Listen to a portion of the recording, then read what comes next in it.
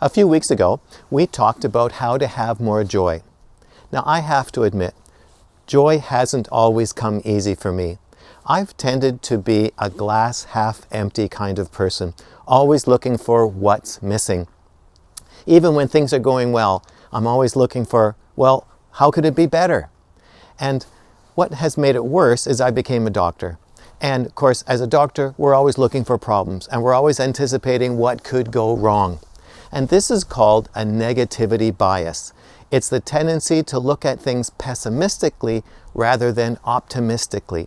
And this problem is so common, it's almost the default mindset of the human race. Most of us tend to think pessimistically rather than optimistically. And so why is this so common? I mean, when Adam was in the garden, he didn't have a negativity bias. And that was because he lived in the presence of God at the tree of life, where he had all his needs met.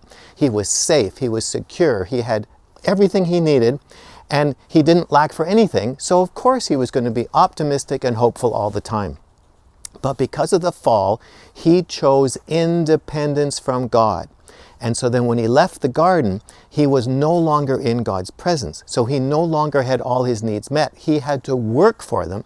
And then he came under Satan's authority, and he became the object of Satan's attack because Satan wanted to thwart God's plan on the planet.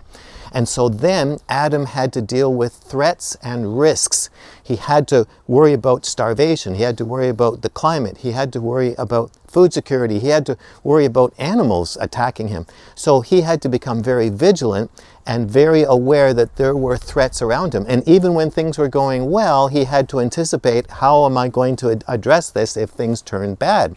And so that's where our negativity, pessimistic bias began. So it's been around a long time. Now, when Jesus came, he came to restore the relationship that Adam broke. Jesus came to reconcile man with God so we could return to the presence of God and return to the tree of life, where we could have all our needs met again, even while living on a planet that had risks and threats. And so when we become Christians, we now have access once again to God's presence, where we can receive all of the peace, love, joy, security, and safety of being in God's presence and hearing His voice. That's what we were designed for.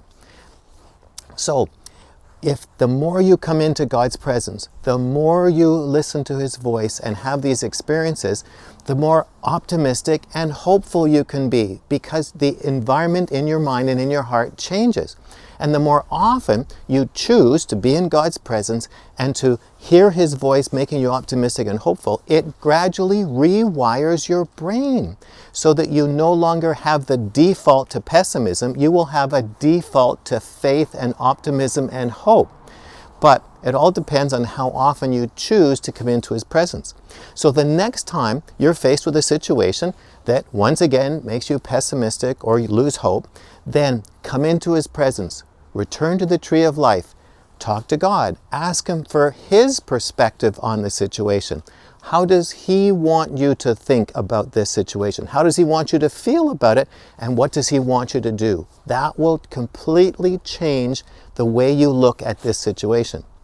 Now, are you facing right now one of those kinds of situations? Are you facing a situation that you feel hopeless and pessimistic about and you have no idea what to do? Well, if you're a Christian, you can now turn to God, come into His presence, listen to His voice, and ask Him these questions. Just say, Father, how do you feel about this situation? What do you want me to know about it? How do you want me to feel about it? And what do you want me to do about it? And that will change the atmosphere of what you're facing. And so as soon as this video is done, I want you to stop it and ask God those questions. And then record your answers. I want to know what God told you. Below this video, there are comment boxes you can actually leave your testimony and see what does He say, and does it change the way you approach and look at the situation. And remember, the more often you do it, it will rewire your brain so you won't have such a tendency to go pessimistic. Now, if this is your first visit here, you need to get this weekly video sent to you automatically by email, and just fill out the subscription form, which you can access on this webpage. And I'll talk to you again next week, but this week, practice being in His presence and joy will come. rewire your brain.